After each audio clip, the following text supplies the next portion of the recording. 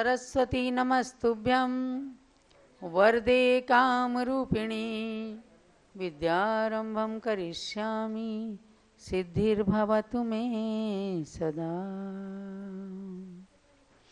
सरस्वती सभा मध्ये सुलक्ष्मी ज्ञानरूपिणी कल्याणी सर्वलोकस्य माता ज्ञानमती मता। जोलो द्वादशांगमयी जिनवाणी माता की जय। स्वाध्याय प्रारंभ हो रहा है।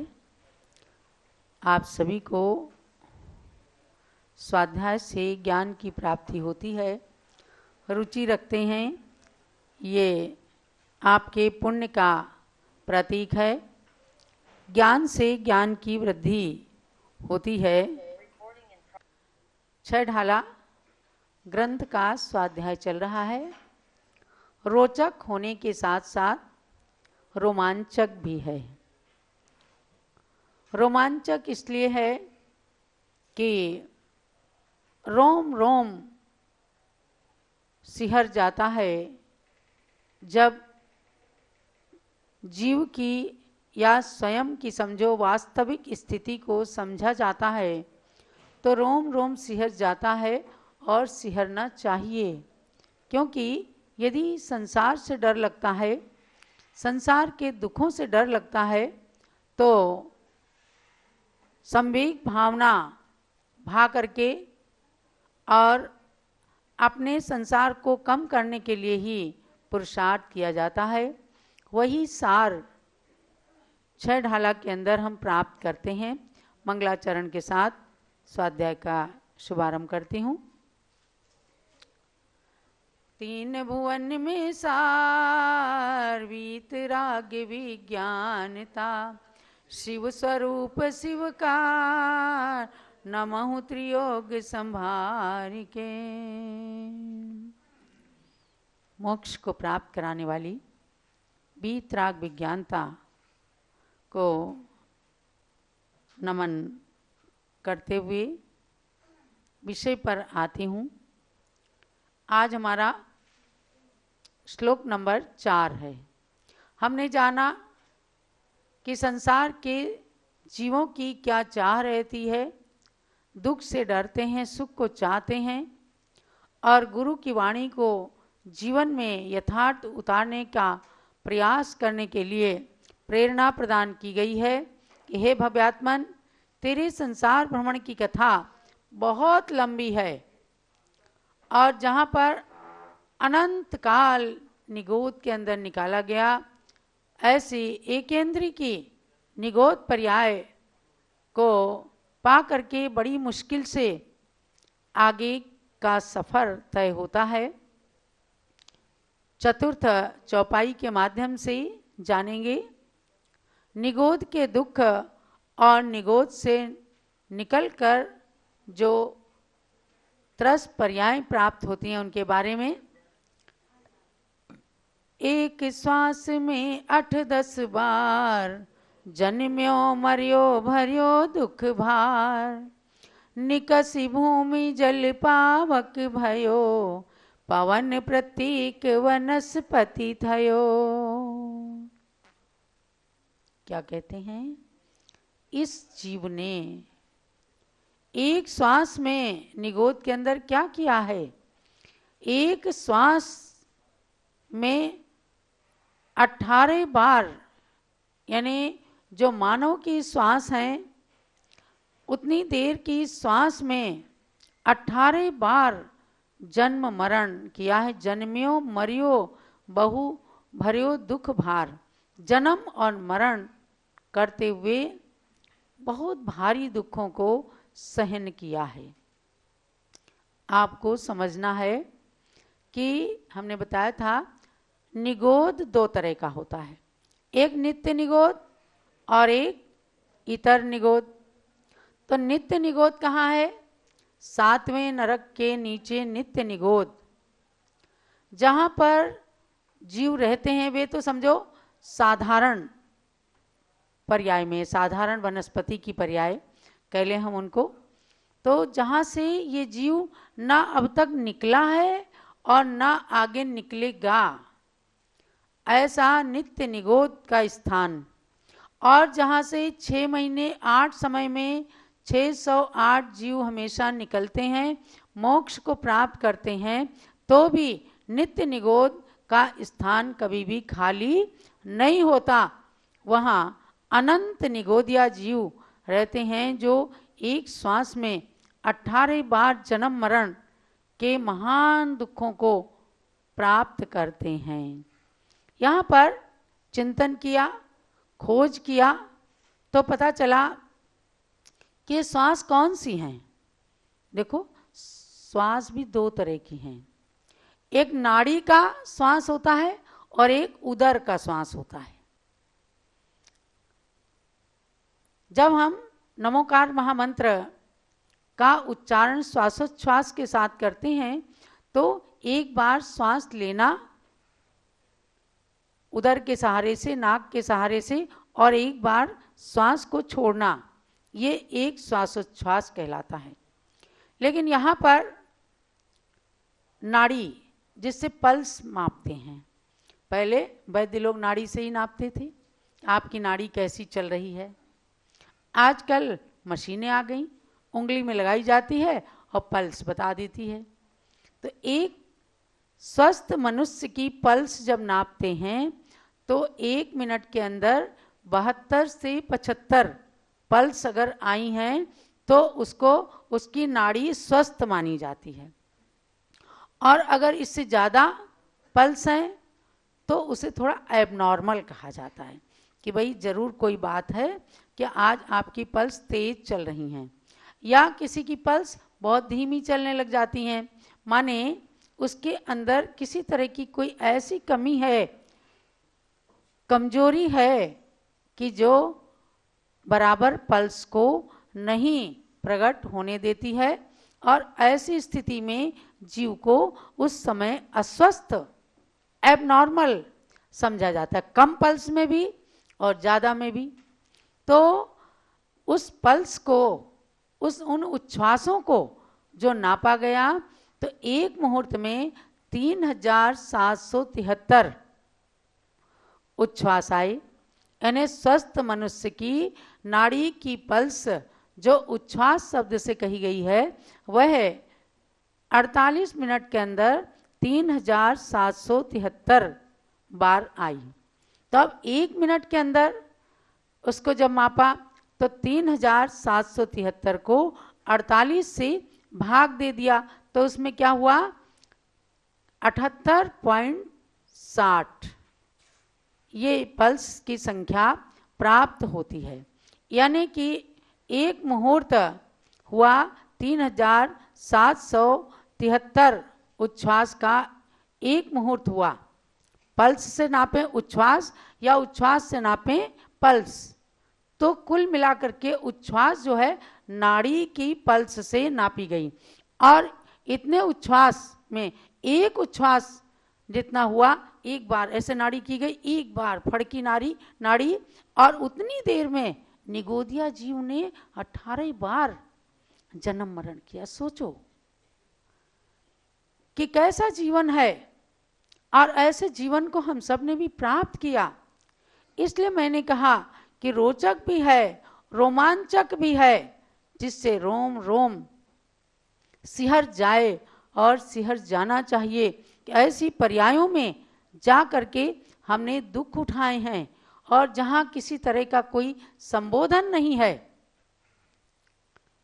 किसी प्रकार से कोई पुण्य की क्रिया नहीं है, जब स्वयं में ही पाप का भार हल्का होगा तब जा करके वे वहां से निकल करके, और फिर निकस भूमि जल पावक भयो।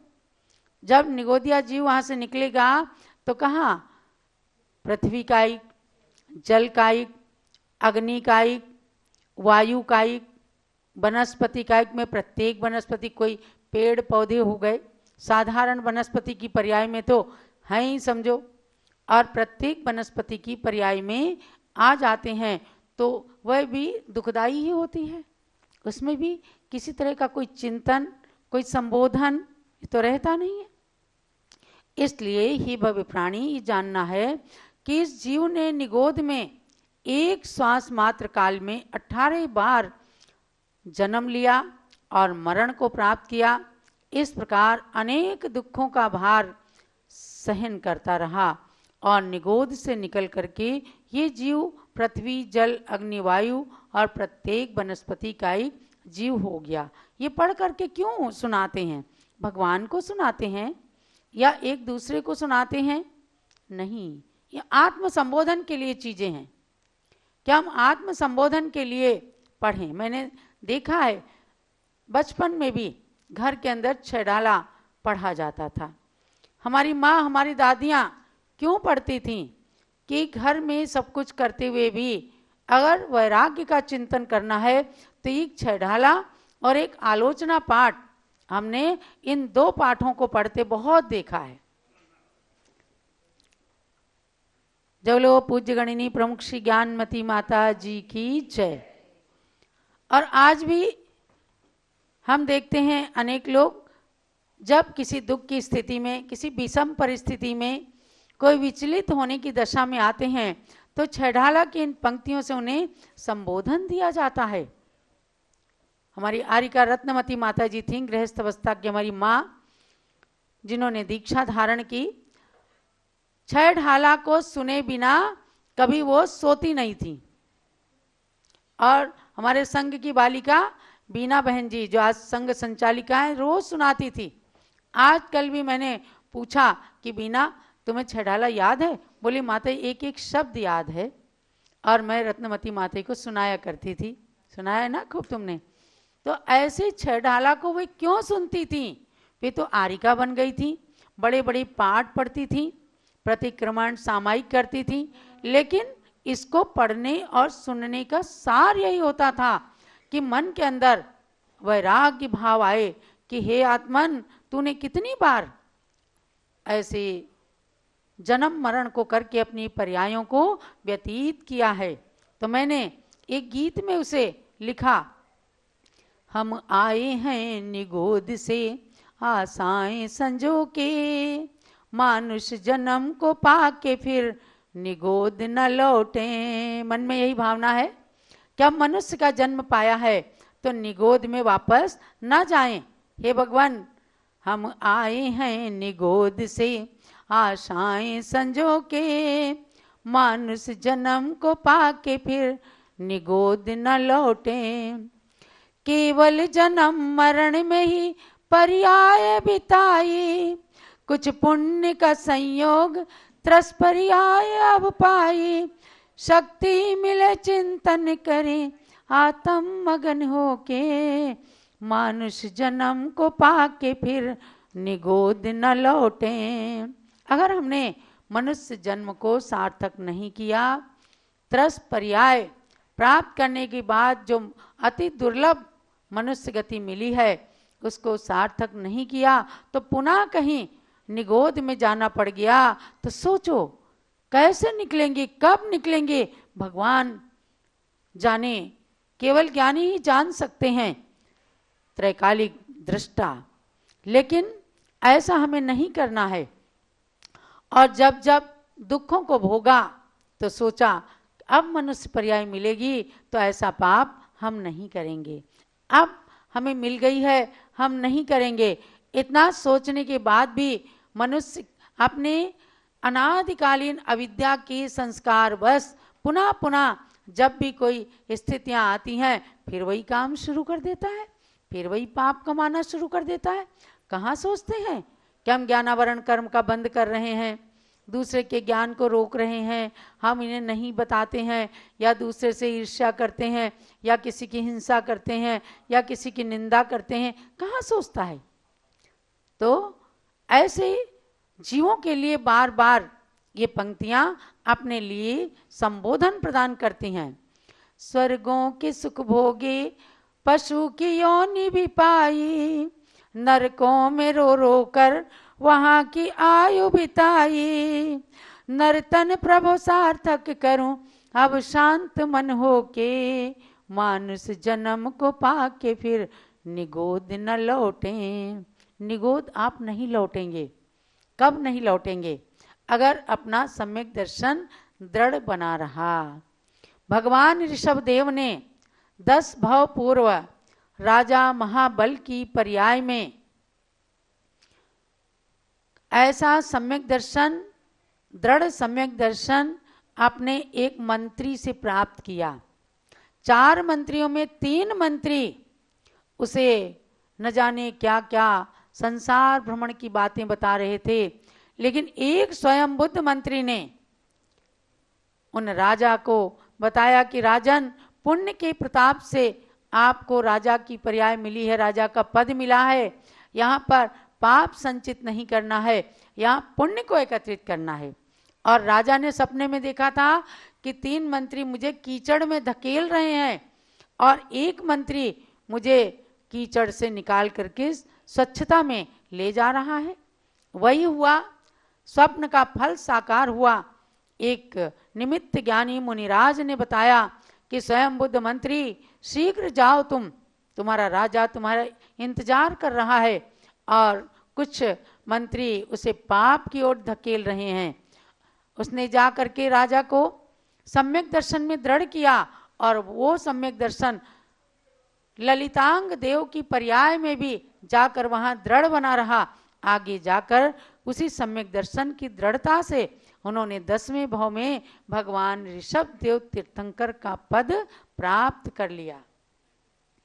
अब जिन्होंने मिथ्यात्व की ओर, गलत मार्ग की ओर धकेलना चाहता था, उनमें से 2 जने तो नरक में चले गए और एक बेचारा निगोद में चला गया।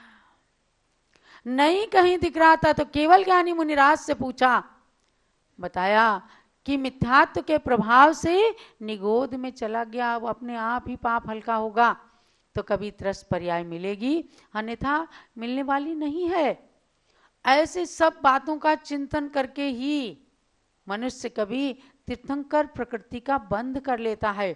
कैसे मैं अपनी आत्मा को संसार समुद्र से निकाल दूं और दूसरे जीवों को भी मैं संसार से निकाल करके मिथ्यात्व से सम्यक्त की ओर ले आऊं, भेद विज्ञान उत्पन्न करा दूं, उसे पापों से मुक्त करा दूं। यही भावना जब रहती है, स्वयं की दर्शन विशुद्धि और पर को भी सम्यक दर्शन में दृढ़ करना, इससे अधिक कोई दर्शन विशुद्धि भावना नहीं हो सकती। ऐसी दर्शन विशुद्धि भावना आज भी पंचम काल में लोग भाते हैं और 16 कारण के व्रतों को कर करके दर्शन विशुद्धि, विनय संपन्नता, शील व्रते सनतिचार आदि भावनाओं को भाते हैं। आज भी चैत्र कृष्ण का 16 कारण, चैत्र मास का 16 कारण पर्व चल रहा है। रोजाना आपको पूज्य माता जी एक एक मंत्र का जाप कराती हैं। ठीक क्या है, तीर्थंकर प्रकृति का बंध सहज में नहीं होता और आज तो हो ही नहीं रहा, क्योंकि ना तीर्थंकर भगवान है साक्षात और ना वैसी भावनाएं भाने वाला कोई। लेकिन फिर भी उन भावनाओं की पूजन की जाती है, उन भावनाओं को भाया जाता है। व्रत भी करते हैं शक्ति के अनुसार, एक आसन या उपवास से। तो इसलिए कि आगे आने वाले काल में, चतुर्थ काल में, हमें ऐसा मौका, ऐसा अवसर मिल जाए, पुण्य मिल जाए कि हम तीर्थंकर प्रकृति का बंध कर सकें।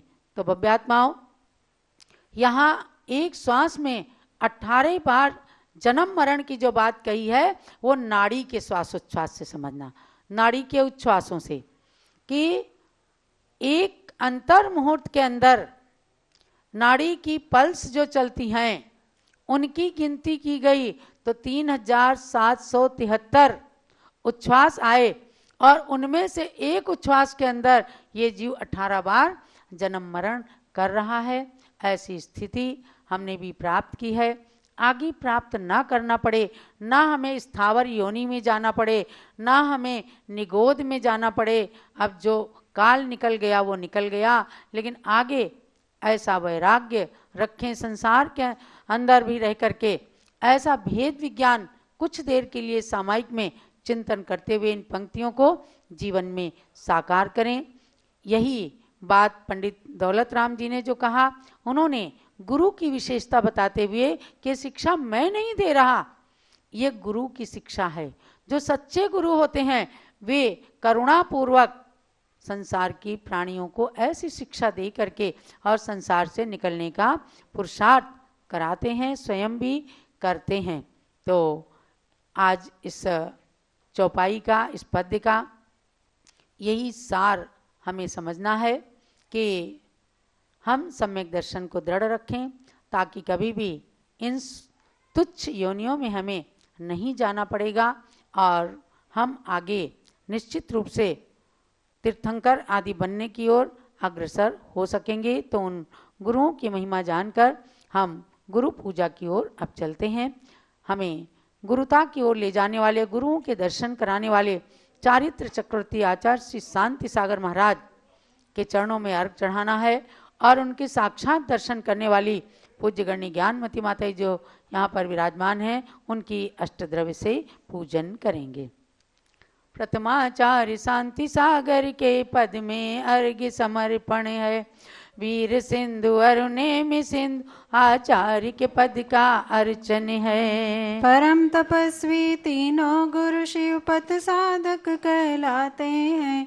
इन पद में चंदनामती अमर्घ्य कथाल चढ़ाते हैं। ओम ह्रीं श्री शांति सागर वीर सागर निवि सागर चरित्र मुनिन्द्रेभ्यो अनर्घ प्राप्ति निरूपामति स्वाहा। चलो परम पूज्य गणनीय प्रमुख श्री ज्ञानमती माता जी की जय। ज्ञानमती को नित्य नमो, ज्ञान कली खिल जाए।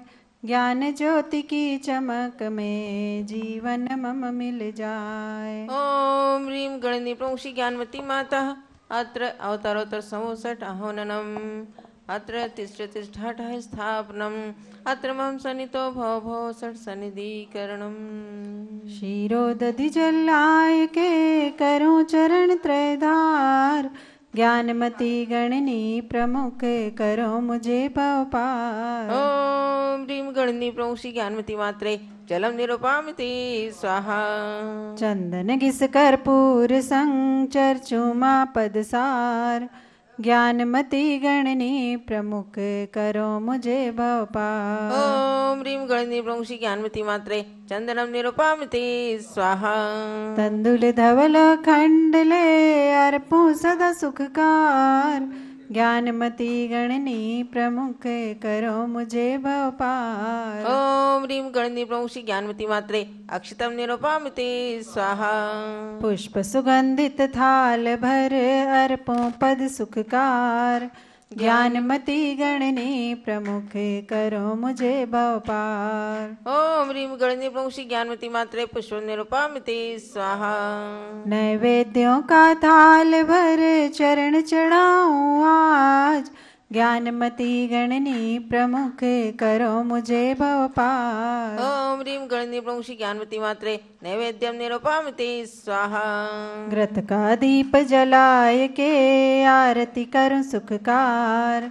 ज्ञानमती गणनी प्रमुख करो मुझे भव पार। ओम ह्रीं गणनीय प्रमुख श्री ज्ञानमती मात्रे दीपम निरूपामिति स्वाहा। धूप दशांगी अग्नि में दहन करूं सुखकार। ज्ञानमती गणनी प्रमुख करो मुझे भव पार। ओम ह्रीं गणनीय प्रमुख श्री ज्ञानमती मात्रे धूपम निरूपामिति स्वाहा। फल अंगूर बादाम ले चरण चढ़ाऊं मात। ज्ञानमती गणनी प्रमुख करो मुझे भव पार। ओम ह्रीं गणनीय प्रमुख श्री ज्ञानमती मात्रे फलम निरूपामिति स्वाहा। पिच्छिक मंडल उधारी माता नमन तुम्हें हम करते हैं। अष्ट द्रव्य का थाल सजा कर अर्घ्य समर्पण करते हैं। युग की पहली ज्ञानमती जी के चरणों में अभिवंदन है। तेरी पावन प्रतिभा लख कर मेरा मन भी पावन है। ओम ह्रीं दिव्य शक्ति भारत गौरव गणनीय प्रमुख हारिका शिरोमणि श्री ज्ञानमती मात्रे अनर्भुत प्राप्ति अर्घ्य निरूपामिति स्वाहा। हे मातु ज्ञान गंग की पवित्र धार है। तेरे समक्ष गंगा की लहरें बेकार हैं। उस धार की कुछ बूंदों से जलधार मैं करूं, वो ज्ञान नीर मैं हृदय के पात्र में भरूं। शांति शांति धारा। साध्वादन एकांत के उद्यान में माता, बहुविध के पुष्प खिले तेरे ज्ञान में माता। कतिपय उन्हीं पुष्पों से मैं पुष्पांजलि करूं, उस ज्ञान वाटिका में ज्ञान की कली बनूं। दिव्य परि पुष्पांजलि क्षिपेत।